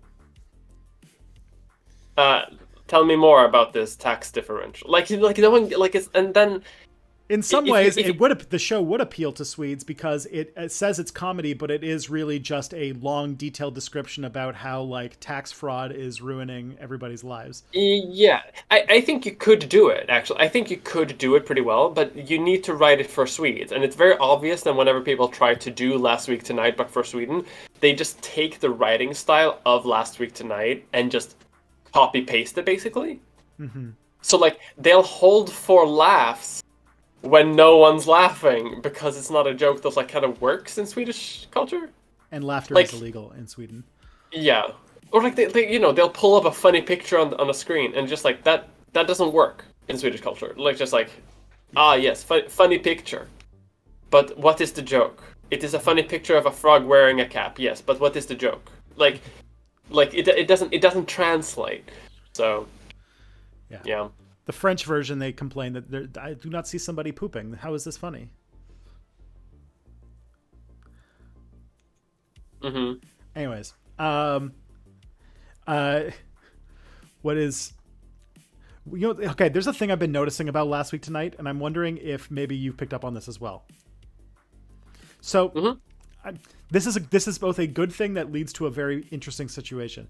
So you can tell from the writing of Last Week Tonight that the writer's room is a fairly diverse place. There's a lot of different people, a lot of references to things that I'm like, oh yeah, there's no way that a like Gen X white British guy knows anything about what he's talking about right now. But so what happens is that like the writer's room, as a result of it being like this, like probably a decently diverse writer's room, results in like in John Oliver having to pretend like he knows about things that he knows, like I don't know. Mm-hmm. I don't know if this is making sense. I don't know either. John Oliver is such an interesting character, though. I can tell that like his writing staff is fucking wild, and I can tell that they're watching like every single video by the former like Cracked team. I used to listen to John Oliver's podcast, which was amazing, and it was very sad that it was dead. He had a podcast he had for years, which was called The Bugle, and it was a news show he did with a comedian named Andy Zaltzman, who is like he's like also a cricket reporter for the BBC, and it was like an extremely British, like it was political comedy that was also a lot more British. But basically when Last Week Tonight started, it died. Oh, that sucks. But the only funny story I have that's associated with The Bugle is that his other host, Andy Zaltzman, being a cricket reporter for the BBC, there's this picture of him, because you know how cricket matches can last a long time, right? Like 5 days sometimes. Yeah, they never end. Yeah. So there's a picture of possibly the most painful picture in history, and it is Andy Zaltzman, who by the way is like a really pale British guy with like red hair, and he's at a test match in India, covering the match, but he's fallen asleep in the stands. And you can just see this like extremely pale guy who's like asleep in the sun in India. And I'm like, he's going to have a bad day tomorrow. Yeah. It's going to be burnt to shit. Yeah. But yeah, the one thing I really like about Last Week Tonight is very interesting in the way that it's, I feel like in many ways, a lot of the ways that your video talked about it all those years ago, about how it's a comedy in the same way that Ted Lasso is, and that it increasingly forgets that every season. But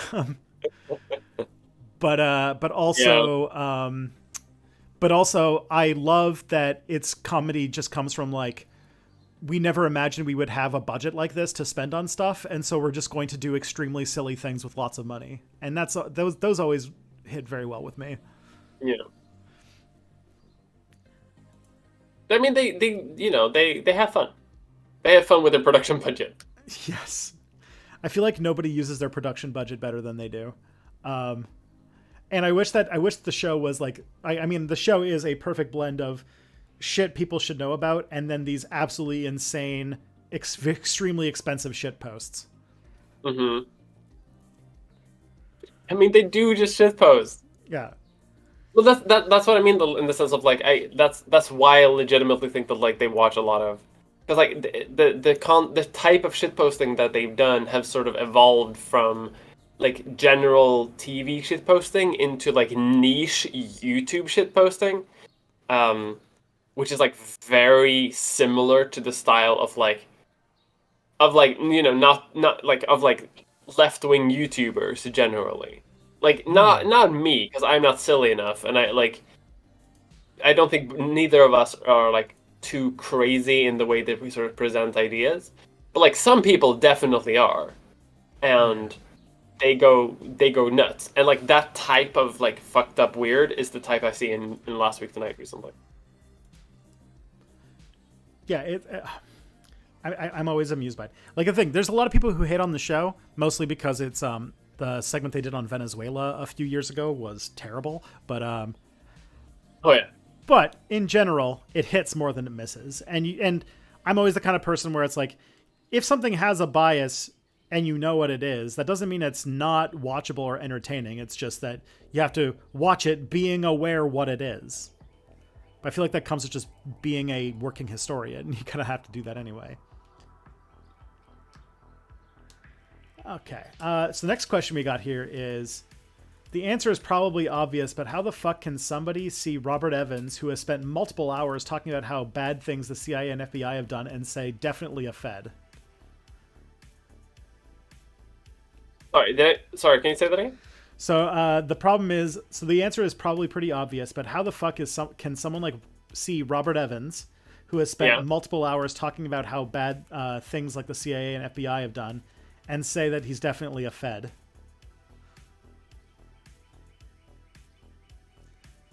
So on. Wait, I don't understand the question. And say that who's a Fed? There's a significant conspiracy theory that Robert Evans is a Fed. Oh, what? Yes, it's big on tanky Twitter.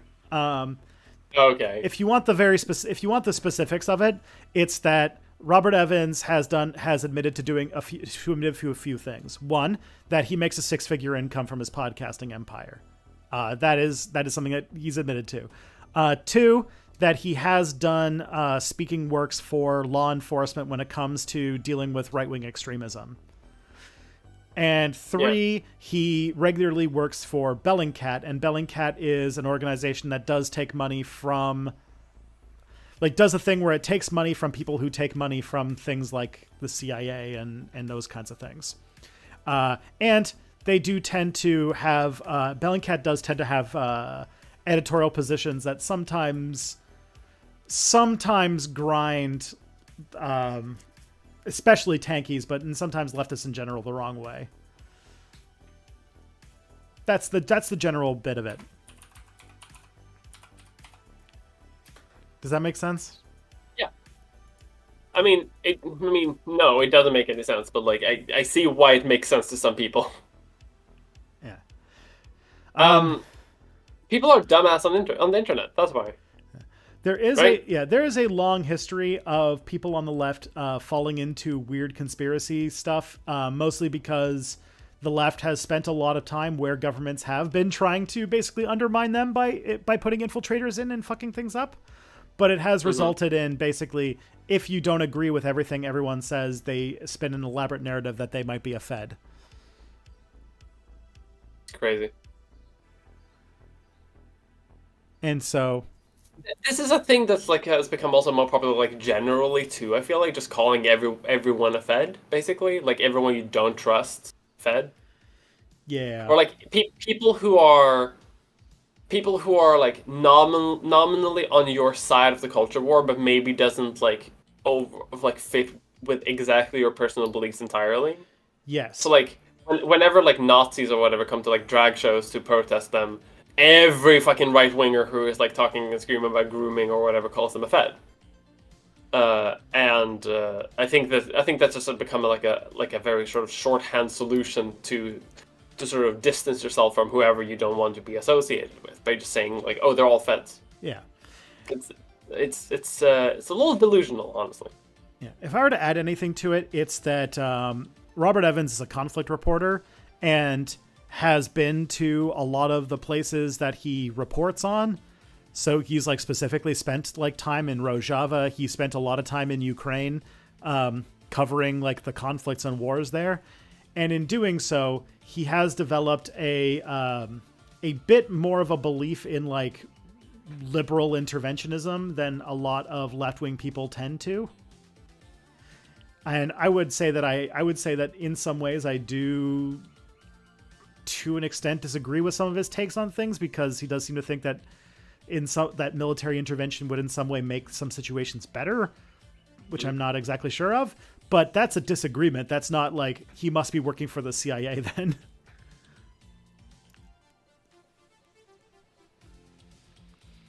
But it's everyone's working for the CIA all the time. But Bellingcat is like super pro Ukraine. Cool. So is literally every media institution. You have to like unless you go down the wrong alley on Twitter. I don't know if you've noticed, it's extremely hard to find a pro-Russia writer or a pro-Russia website that actually where you can actually read what they're saying. I don't know. It's weird to single that issue out specifically. I'm like, I need to look up Bellingcat. Bellingcat, the home of online investigations. Netherlands-based investigative journal group. Because I don't know shit about Bellingcat. Yeah. Well, I think that, yeah, I don't know the depths of it, but basically the take is that Bellingcat does take some money from organizations that have links to intelligence agencies and stuff like that, which okay. I mean, I mean, that's not great, but also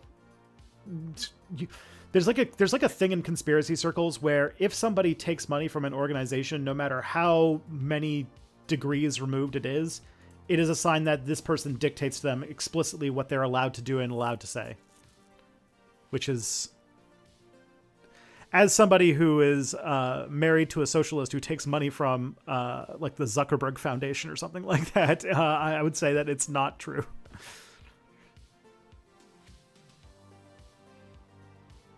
Especially in overfunded organizations like American Intelligence, where they just give money to everything and they don't ask a lot of questions about it. Who are we funded by, again? Because we get accused occasionally of being feds by weird patriotic socialist leftists who, or is that still even a thing, or is pat sucking thing no longer a thing? I don't know. I've never been relevant enough for anybody to think that I'm a fed yet. No, you have. Oh, I've told you about this. Yeah, one time we got pointed out together. Oh, wait, what's this? Because I was on Nebula, and because I'm on Nebula, that means I work for the CIA. I did how Nebula is CIA is just oh yeah, we work for the royal family because Abigail works for the royal family. Yes, and this was before you joined, but because we did this stream together. Then you're part of it because you're part of the group of the in group. So that's how it works. Okay. So stupid. Yeah. It's the same kind of conspiracy theory that's promoted by people who kick themselves in the nuts. Yeah, the royal family thing is especially funny because didn't Tom Nicholas just finish a 3-part video about why the monarchy is bad? Yeah. A lot of people have done that. A lot of people in this sort of Abby's done that. Yeah, Abby's. I think she's taken it down because it was pre-transition. But the whole "fuck the queen." This person also really wants to fuck the queen. That's a joke. That's still down here. I don't think they're on Nebula. I don't think. Maybe not on Nebula, but they're still up. There's the old videos are still up, but okay. I don't think they're on Nebula. But yeah, maybe not. I still have intrusive thoughts of the fuck the queen joke. If they want to fuck the queen. All right. In the past, you've mentioned that you don't use a script for your videos. This is true. Do you have a specific method that you use for your notes? I am asking because making scripts is tedious, and I wonder if you have any secrets to share. The secret I have is that when I do a video, I have been researching the subject for a few weeks, and I have been working on the subject back and forth a lot. So I don't know if I told you this, Mia, but when I make videos, I kind of write it more like I'm doing a guest lecture rather than writing a script. Yeah, you have notes and sort of like a structure, but not a fully written out thing, right? Yeah. What it results in, and I've done both, what it results in is basically a balance between sounding more organic and authentic versus needing to do more editing. So the secret to how I do that is I basically just go with what people would pretty much call their outline before they start just writing the article or writing the script. And I just go with that and present off that. But what it results in is I have to do a lot more editing on the other end of recording, probably compared to Mia. Because I have to like sometimes workshop the sentence out as I'm presenting it, if that makes sense. Oh, I do that too. I mean, I still do like a full ass script these days. Mm-hmm. But like, even if you read it out like before you record, and even though you try it out like when you write it, when you're in front of the camera, like sometimes the sentence just doesn't work, and then you sort of have to sit there for 20 minutes and just like try the segment over and over again because that sentence leads into another thing. So now you have to change that, and then suddenly the structure doesn't fit, and now you forgot to say another thing, and like everything just dissolves super quickly. Yeah, that's one of hidden editing tip. That's why people divide a lot of their videos into like a bunch of chapters, because a chapter is a good point where you can start over from the script. Like, by the end of like a chapter, it can completely dissolve and everything makes no sense. But then you can have like a quick break and say part 4, and then you can start over again. Mm-hmm. It's great. Yeah, I just basically fall apart right away and just try to keep on through having a spine of having notes through it. It does mean though that like a regular video probably takes me like 3 days to film. It takes me like 3 full days to get a like 1 hour video. Yeah. So I usually end up cutting like 7 or 8 hours of raw footage into, not 7 or 8. I think like maybe 4. I usually end up with like 4 hours of footage, and then I cut it down to about an hour of what you see. Yeah. And a lot of it is me just like trying to rephrase the exact same thing over and over again for like 40 minutes.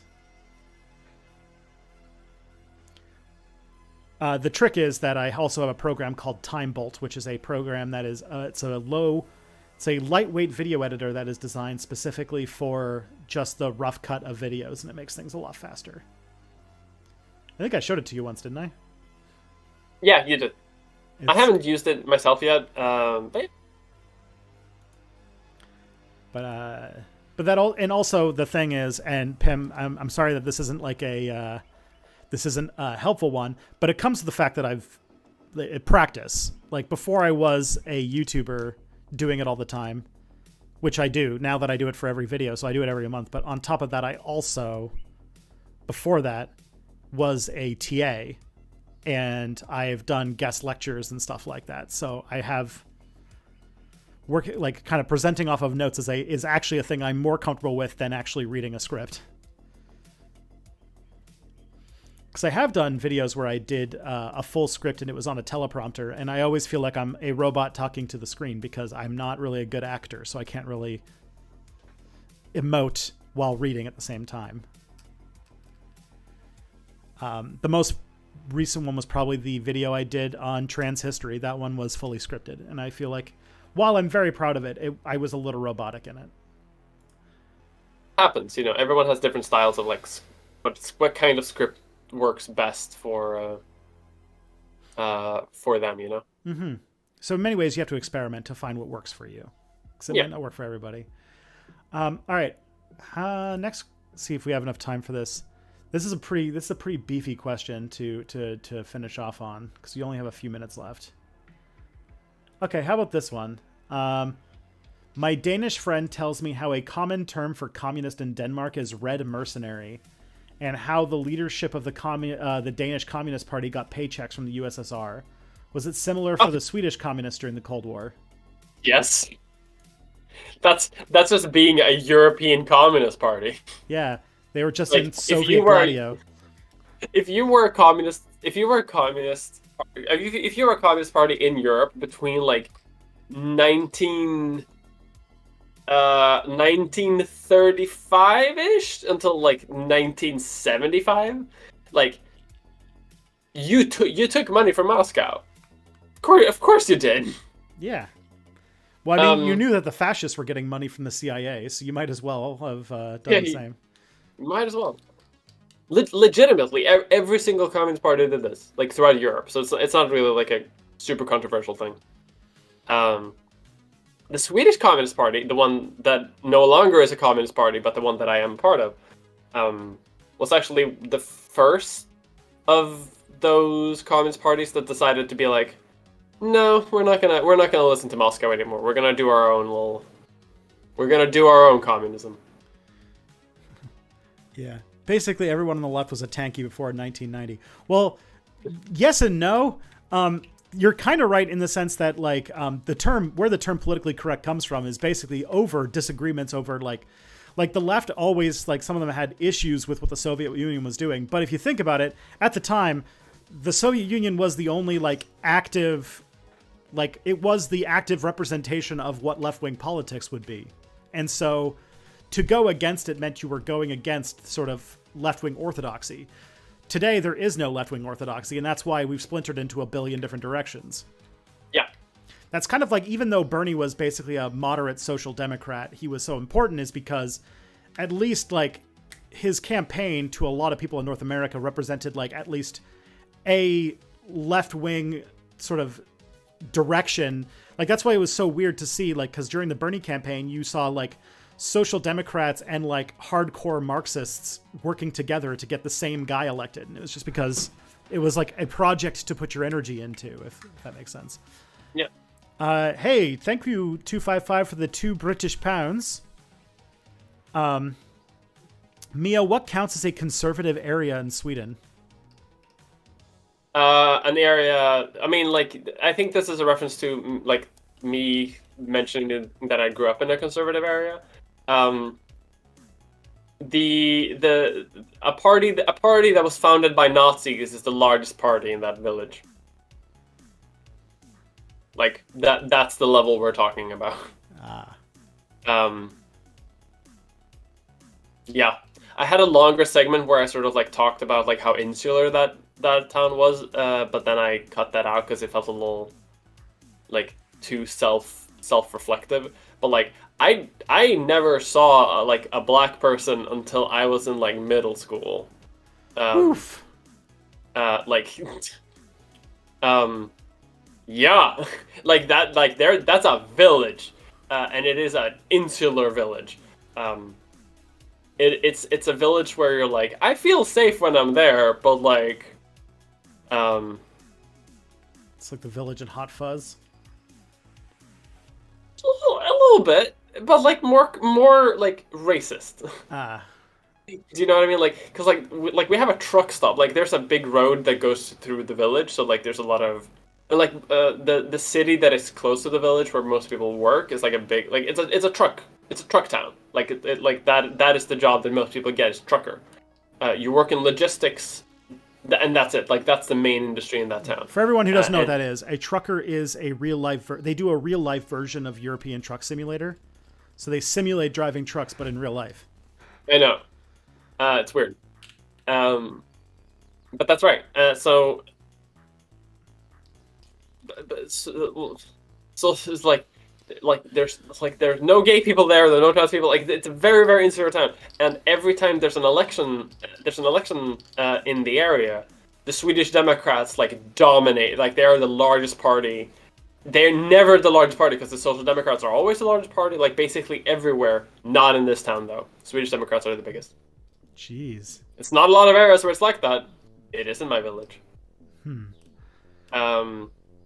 Puts more credence to that. The town itself is kind of okay, like the city, like, that's close by, but, like, that's, like, it's a bit far away. And, like, growing up, I didn't grow up in that town. I grew up in the little village. So, In the Village, the M. Night Shyamalan 2003 film. Good Village. It's a good movie. Like, I actually quite like that movie. There was a day when you escaped and realized that the modern world existed. There was a day when, like, a black kid joined my school and everyone gathered to try to figure out if the blackness would come off. Oh God. I'm telling you, it was very insular. Wait, no, that was real? I thought you were doing a bit. Yes. Oh my. No, that's a real thing that everyone did, and everyone was like, "Oh." Whew. Oh man, that's rough. But then another black kid joined, and then they had two black kids, and then it became normalized, right? And then we were like, "Oh, okay, it's just a black kid." But, like, insular town. Yeah. It's a very insular town. I love it to death. I love going there every summer. I visit my parents. I know a lot of people who live there. They vote significant. Most people who live there vote significantly the right wing and conservative. Jeez. Kind of reminds me of that other Alice tweet that's just like every European election has like the People's Soviet Party of Equality, and it's like a center-right social democratic party, and then it's like the happiness party, and it's like a radical communist party, and like Mm-hmm. and the one that's called the Democratic Democrats, and it's like literal Nazis. Yeah. Yeah, I mean, pretty much. On that happy note, do you want to tell some people where they can consume content? You can consume content on nebula.tv/meamolder, or you can go to meamolder.com. It'll take you to my YouTube channel where you can see all my videos. Or you can listen to Leechfest on Spotify or wherever you listen to podcasts, which is the medical history podcast that I host. That is currently on hiatus because my co-host is writing her thesis. And, but yeah. Sweet. That's where my stuff is. Watch my last video, my most recent video, and watch Tristan's most latest video. It's also very good. Well, thank you. All right, everybody. They're both doing well in the algorithm. Yeah, YouTube likes it. I don't know what's going on. Guys, I'm going to send you all to see Rob Russo. We're going to go raid that way. But yeah, everybody, as I always say, take care of yourselves, take care of each other. I'll come to see you guys next week. And yeah, keep it real. Oh no, the silence turned off my phone because it knows it's 2 o'clock.